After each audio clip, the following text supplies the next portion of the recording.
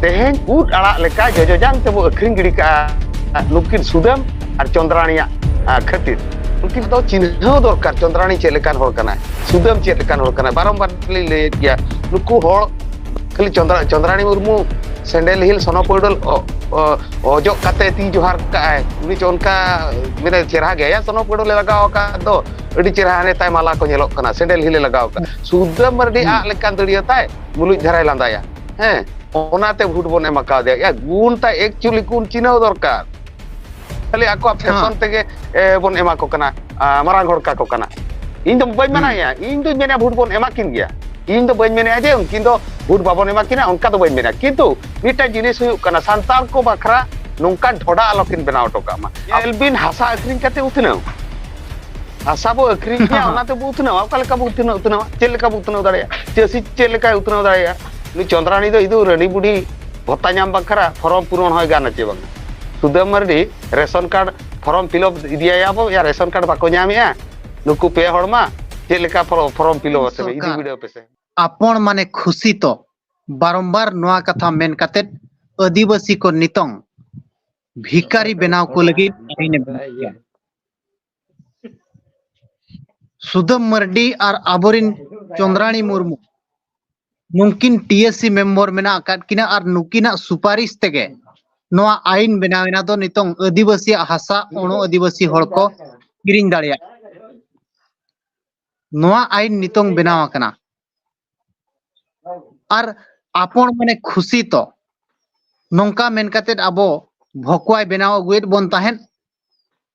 ar noa idi katet ge tehen bo gapal maraw abo sala Jagdish Murmu mena akad dia jahan do screen re pe nyel daria kana gomke johar ge ar sagun daram gomke apon mane khushi to abina kukli mena Chondrani Murmu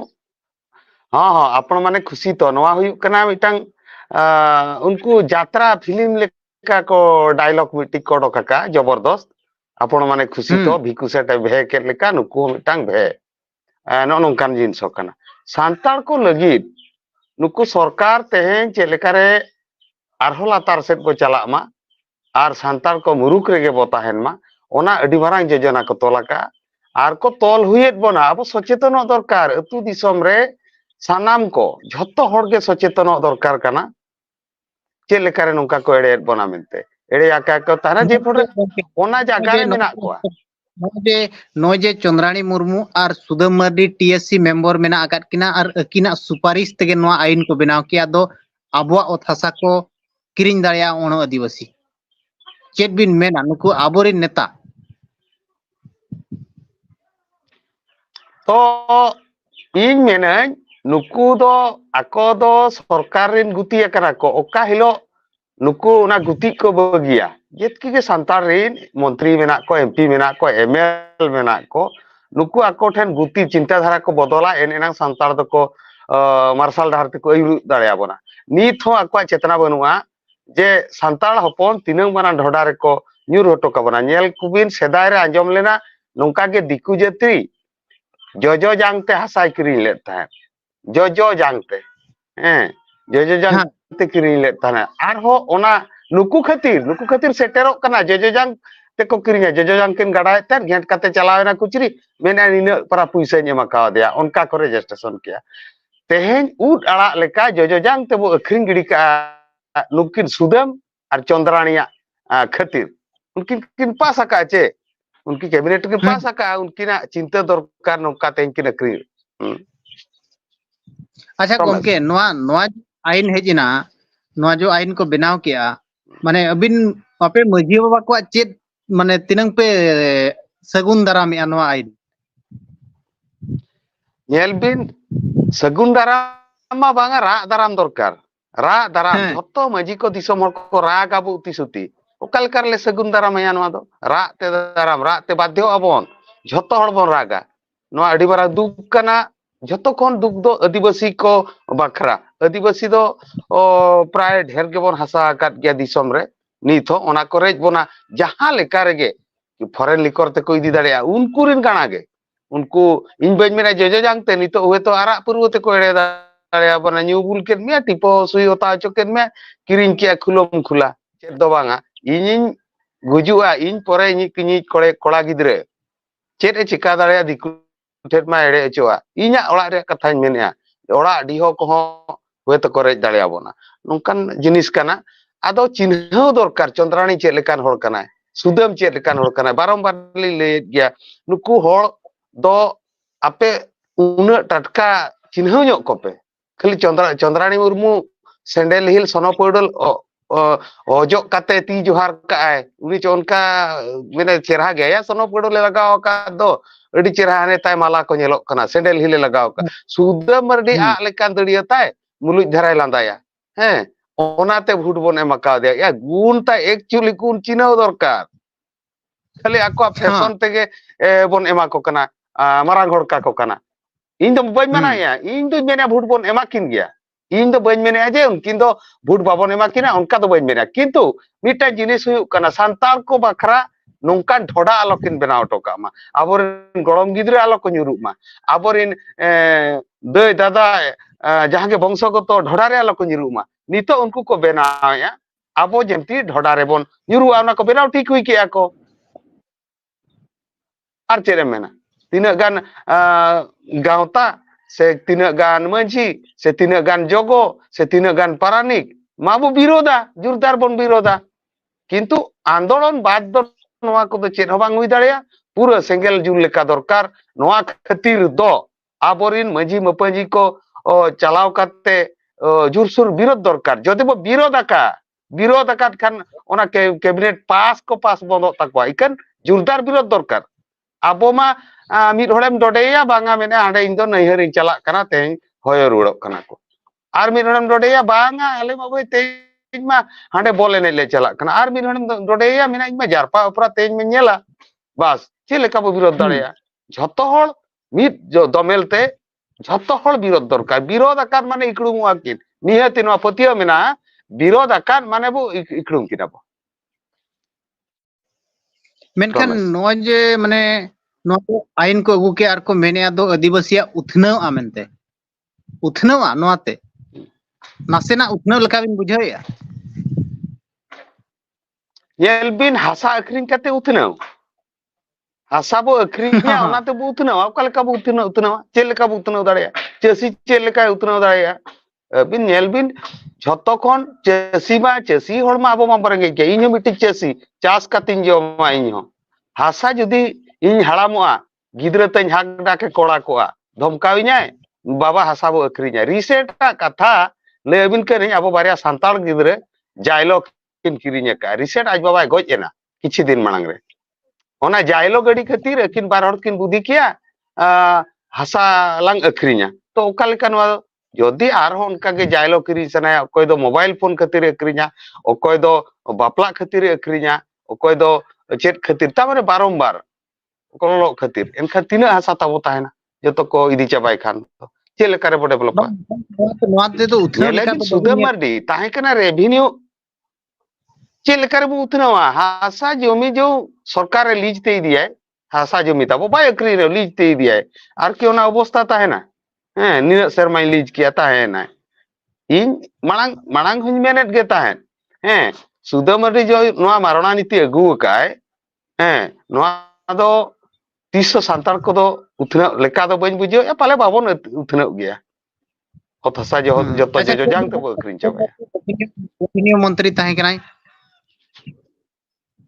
हैं सुदम मर्दी मिटे revenue minister ताहे कना हैं उनिया कमी ताय ताहे कना जे मिटांग सेटलमेंट हुयु दरकार मिटा मंत्री जदि पास आय सेटलमेंट हुयुआ आलांग लांग बार बोया मने बोया आबो निथ भेगार भेगार टिकट ताबो बनुआ जे जहां पड़रे ओना रे फैसिलिटी सरकार ठेट कोन बाबो जम दाया कना कारण जॉइंट टाइम रेसन आबो दो बाबो जम दाया दिकु दो जतोड़ा को चला गया को कुचरी कुचरी पैसा खर्चो करते मने बोया रे टिकट को मने ठेन को हटिnya का जहां पड़ को सुविधा कना जहाना तेगे को सुविधा कना चास बखरा कि बांग जहाना बकते को सुविधा कना किंतु सुदम मर्दी दो ओना सेटलमेंट दो बाय कमिला मोने सेरमा ताहेना एसी लतारे ताहेना निथ इनके जॉइंट के बगी मेना गया बांग कराव लेना ओना को कमी में से जो कोचरी जहां तिस की बिन चला सांताल कुली को बिन मिमिटा ते kubin boy ape do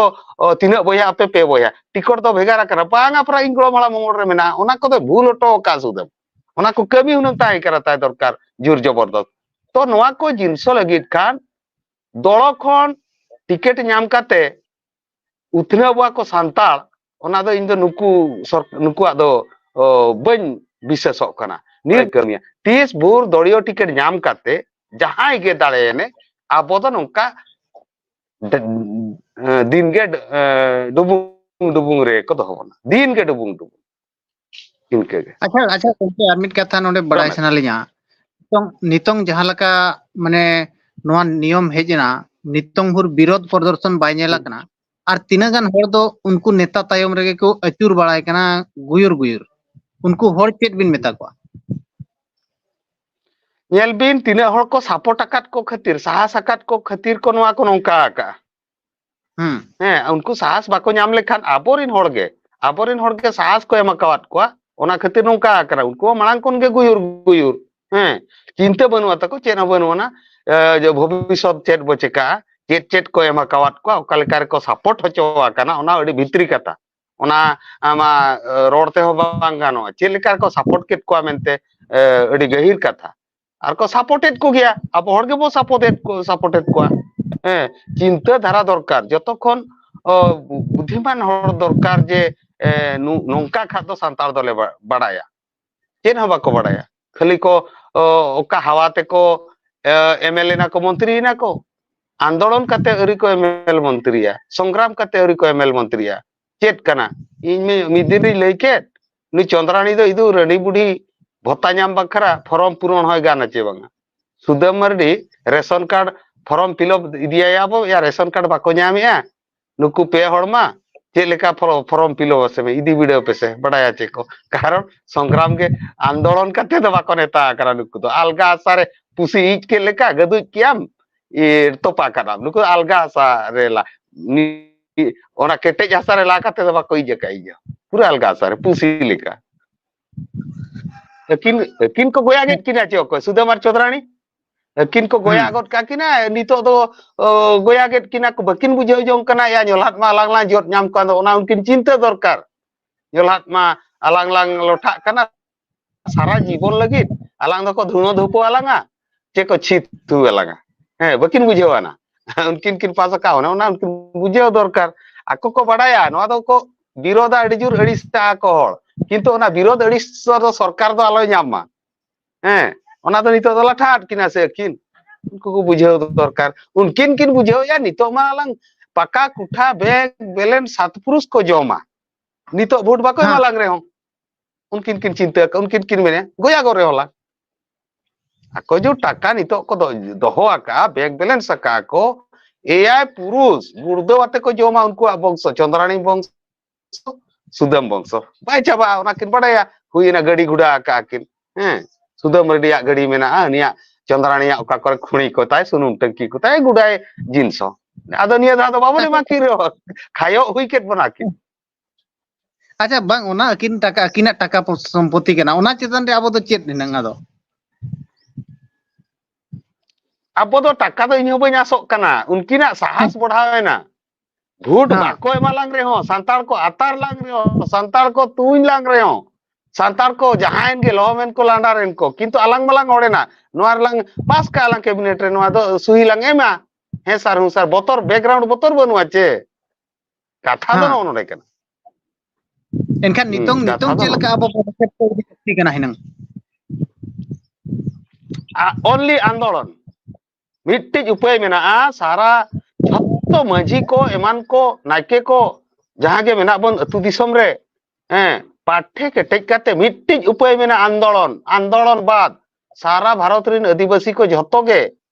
आंदोलन आबो बेरेट के बाबन बेरेडा वन मिट शर्मा हुई चनो आंदोलन रे साहा के बांगा दूसरे आरे बो इकड़ो मिया चे बांगा इने के उपाय दो इने बाद दो आदो चेट बनुआ आंदोलन बाद दो चेट बनुआ समाज रे अबिन निजर आयो हो कोड़ाम रे थय काते मिटा बाले गिद्रे आज आयो कोड़ाम रे थय कना थय काते तोय नुइया उनी हो आंदोलन काते के नुइया मिट्टी गिद्रे 9 मास रे जनामवाय लाज रे आयो थय तापर जनामवाय उनी हो आंदोलन काते के आबो बाबा हारा बुरुइना सेणायना बो आंदोलन रे चेदा बो बतरोआ चेदा बाबन चला आंदोलन बो इन पाहटा खन इन्या चिंता धारा दो इनके आंदोलन बाद तो चेन बना आंदोलन हो खाली नौका चलावेना ले जिल उतु जम के आले ओने जे बाको आंदोलन आमी मिटा मी दिन के हु हरला मईक बड़ा गोट के ओनका दो बांगा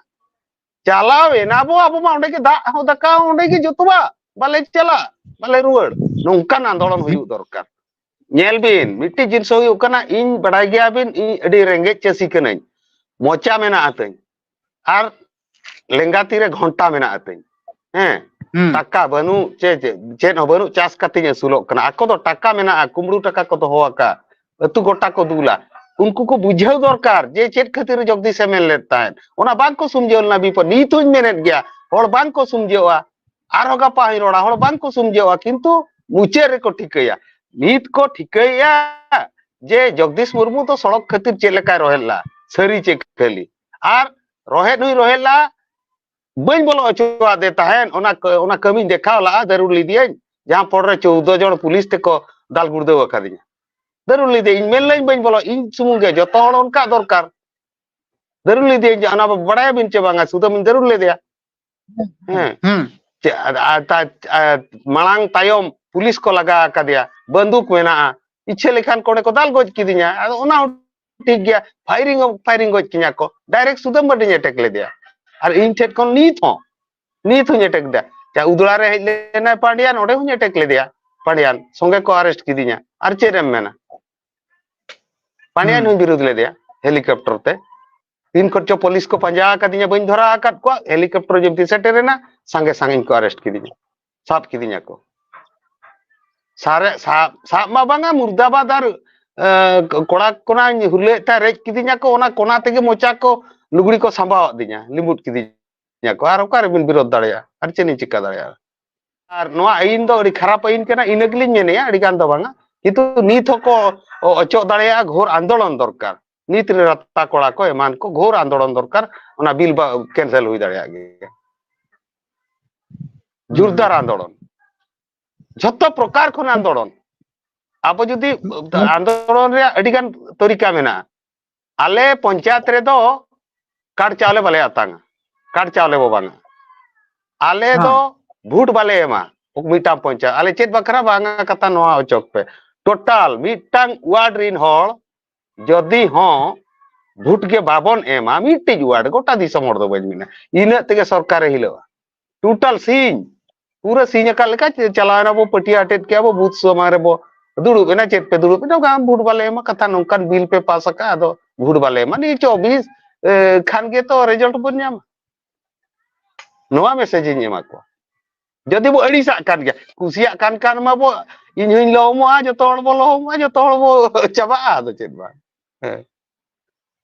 किंतु सुदम मर्डी आबोरिन नेता कनाय मेनते आबोरिन आबो संताड़ कोगे अड़ी सख्त को रस्के कना नेक बड़ाय को आज को दाराम दा बड़ाय कना धलुई चेत बिन मेना ओना इदी काते चाबागड़ी जाति धर्म सारना धर्म चेत को कोई कना चेत रेहो बांगल जतो लेटो चाबाया एकला सुदम खान गे एकला चंद्राणी खान गे ये धराम धर्म होता बो बाय तायना जतो बो लामटा भूत चाबा राग आबो जतो इन बाबा हो इन दादा हो इन बहू हो इन जतो हर एकाल के अड़ी सरहाव गमके ओक्तो बिन एम किया हैं अली हो दिसम पेड़ा को अबिन को अड़ी सरहाव जहां